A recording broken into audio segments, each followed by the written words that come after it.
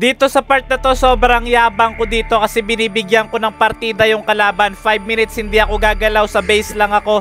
Papanoorin ko lang tong follower natin kung paano ba siya maglaro, kung paano niya gamitin si Ling. At ito mukhang pinaglalaroan niya lang din talaga yung kalaban, tinitipitipihan pa niya.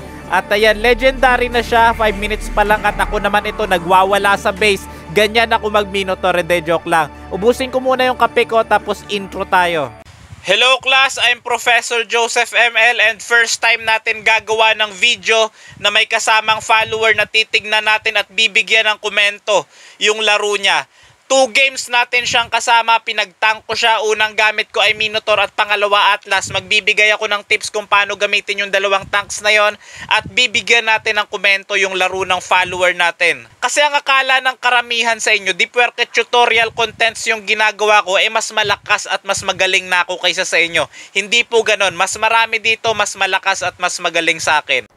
Nananahimik ako dito, walang kagana-gana maglaro pero may nag-follow sa akin. At ito si Meet. Hindi ko basta-basta binibigay yung MLID ko. Nagtataka ako kung paano niya ako na-follow. At yan, finalo back ko siya. Syempre, mabait ako eh. At narinig kong tumunog. Yan, nag-message siya sa akin. Basahin natin. Hi Professor ML.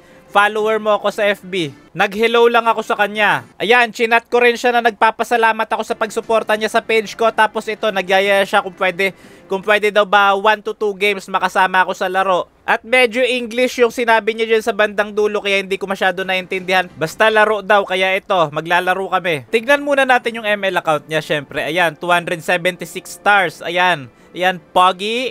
Sige na. Pogi. Sige na. Pogi. Sige na. Royal Prodigy. Baka ito yung squad nila. Ayan, squad nga nila. Tapos mukha pa ni Croro Silper. Ayan. Tapos sa Ling pa yung ano niya dito, yung display niya. Ang matches niya sa Ling ay 685 na may 72.7 win rate. Malamang natuto sa akin mag-Ling to kasi gumawa ko ng Ling tutorial so nakaraan. At sa 1,500 matches may 85.4 win rate ako.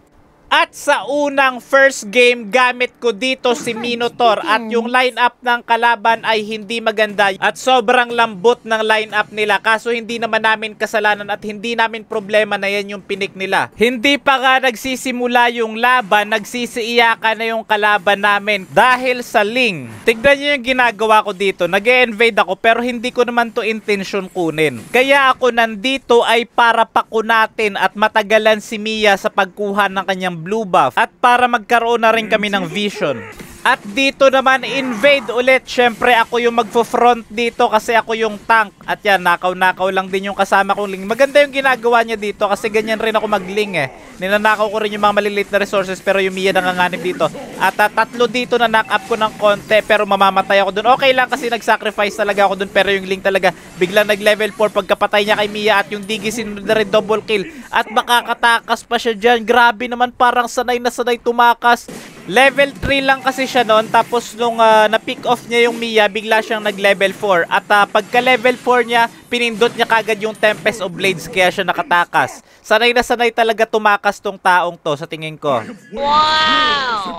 At ito, pagkakuha namin ng turtle, finlikiran ulti kagad ako dun sa Novaria. Wala akong pakialam kahit isa lang yung Novaria dun na sinetan ko. Ang mahalaga, nakuha namin siya at yung Mia isusunod na rin namin. Nanakawin pa namin yung blue buff ng kalaban. Si Diggy mukhang tutumba na rin, tinutusta siya ng isang Valir. At ito, naka-mega kill na siya. Mado-double kill pa niya at magiging triple kill yan. Pero ito, tignan nyo yung ginagawa ko. Sinasalo ko yung damage ng Torre. Kasi nagta-tower dive yung mga kakampi ko eh. Bilang tank, magpapatira ako sa Torre para kahit papano, hindi sila tirahin ng Torre. At dito naman, mapaparusahan namin yung Ruby kasi masyadong malalim. Tapos godlike na siya. 4 minutes pa lang yung laban, godlike na yung Ling niya. Itong game na to, bonus round talaga to. Kaya di na lang ako gagalaw dito sa base na lang ako for 5 minutes para makahabol naman yung kalaban at papanoorin na lang natin yung follower natin na nag-Ling. Bahala kayo dyan, basta ako dito lang ako nagdadabog na yung Minotaur ko dito sa base oh. Ubusin ko muna yung kape ko, nagkakape pa ako eh. Hayaan muna natin sila dyan. Napakahusay rin talaga ng mga galawan niya eh. Kahit Torre, hindi siya natatakot pumasok kasi Ling naman yung hero niya eh. At yan, dito mukhang madadali siya dito, naputukan siya ni Layla dun. Tapusin na natin tong unang first game kasi bonus round talaga to. Pero hindi naman namin kasalanan na ganito yung kalaban namin. Maganda naman yung mga galaw at yung laro ng kasama ko, yung follower natin na si Meet. Kaso nga lang parang may hinahanap pa ako sa game na to eh. Kasi inaasahan na kasi na mananalo kami dito kapag ganyan lang yung kalaban. So gusto kong makakita ng magandang laban rin talaga para makita natin yung potensyal ni Idol. At dumako tayo sa game 2. Atlas nga pala ako dito sa pangalawang second game at nakuha niya ulit ang Ling. Ito ang emblem set ko kay Atlas. Ako, kapag nagtatank ako, ang hilig ko talaga mag-invade. Buti na lang talaga marunong sumunod yung mga kakampi ko. At kailangan ko mag-disengage kasi hindi ako pwedeng mamatay. At na first blood ni Ling dun yung Kufra. Masyadong makulit ang Kufra nila kaya ito kailangan namin siyang parusahan. Nakanganib, namamaga, tumulong si Terisla. Nandito na rin si Pakito pero kailangan niya na tumakbo. Nandito si Ling, nagpop na kanya Tempest of Blades. Huli, double kill ang dalawa. Nakuha rin namin dito ang unang first turtle kaya medyo nakakalamang na talaga kami dito sa laban na to. 6-1 ang score. Tignan at panoorin yung mabuti yung gagawin ko yan. Tignan nyo, tago-tago lang ako dito sa damo at dito nagpakita na ngayong Valentina. At tinatimingan ko rin kasi wala pa yung ultimate ko pero ito na nga, pumasok kasi sa damo yung carry at wala na dito si carry. Tapos ito tignan nyo, napakalupit ng set na gagawin Fatal Links. Patay ang 99.9 of germs. Dito aminado ako na may pagkakamali at pagkukulang ako dito. Hindi ako nag-iingat dito kaya napanish ako dito, naparusahan ako. Ayan. Aminado ako, nagkamali ako dyan. Ito seryoso na talaga to, wag kayong kukurap. Tignan nyo mabuti yung gagawin ko. Si Valentina nagsabi siya na siya daw muna mag-set. Ayan, kasi nakuha niya yung ultimate ng isang Kufra, yung Tyrant's Rage si Kufra nakuha niya. So ito na nga, sinisimulan ni Claude yung turtle, pumasok si Kufra doon with the Tyrant's Revenge. At ito, nagkumpulan silang tatlo dito, nahatak ko silang tatlo with the Fatal Links. Tempest of Blade ni Link, kinasa na rin yung Blazing Duet, pumasok doon yung Claude, na takedown ng Xavier, na takedown rin ng Kufra, nawala na rin si Pakito. At tignan nyo dito yung sasabihin ni Valentina. Sa ganda ng set ko, hindi na daw pala siya kailangan. So ulitin natin yung pangyayari na yun. Ito slow mo to, ayan o. Ayan, nagkumpulan sila ditong tatlo, tapos nag-flicker ako dito. At yung Kufra, kahit nakatago siya dun sa bush, naabot siya ng Fatal Links ko. Ganun ako kalupit at pumasok dito yung Link, pumasok rin yung Claude, sabay-sabay. Wala nang nagawa dito yung kalaban. Wala silang magagawa kundi tanggapin yung kaparusahan ng pagkakamali nila. Ganun ang isang tank. Ganun ang trabaho ng tank. Pero tignan natin ulit tong kasama natin, yung follower natin na si Meet. Legendary na siya dito, 6 minutes pa lang yung laro. At kahit maganda yung lineup ng kalaban, hindi katulad ng first game, maganda pa rin talaga yung laro na pinapakita niya eh. Mataas yung matches at win rate niya, 600 mahigit, tapos may 72 win rate. At hindi naman katakataka kasi kitang-kita naman sa galaw niya na napakahusay niya talaga mag-link. Kapag kumikilatis ako ng isang jungler, tinitignan ko kung puro kills lang ba yung ginagawa niya.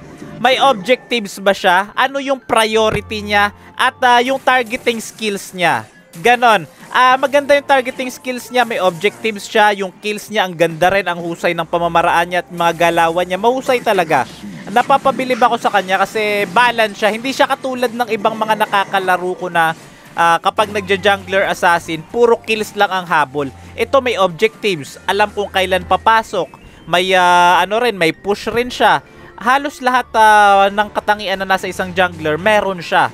Kasi ang dami ko na talaga nakakalaro guys. Ang dami kong nakakalaro na puro puro kills lang kapag assassin sila. Ito yung priority items ko kay Atlas guys. Staff boots, dominance eyes, fleeting time. Pero kung yung team nyo nadedehado sa early game at hirap kayo makakuha ng kills, wag muna kayo mag fleeting time kasi sayang. At ito pa, sobrang common na mga ganitong uri ng pagkakamali. May Lord kami pero napitasan kami ng kakampi. Ayan, nawala si Valentina, nawala rin si Terisla. Ayan, dalawa yung wala sa amin, hindi man lang namin hinintay yung Lord. Dapat hintayin muna yung Lord.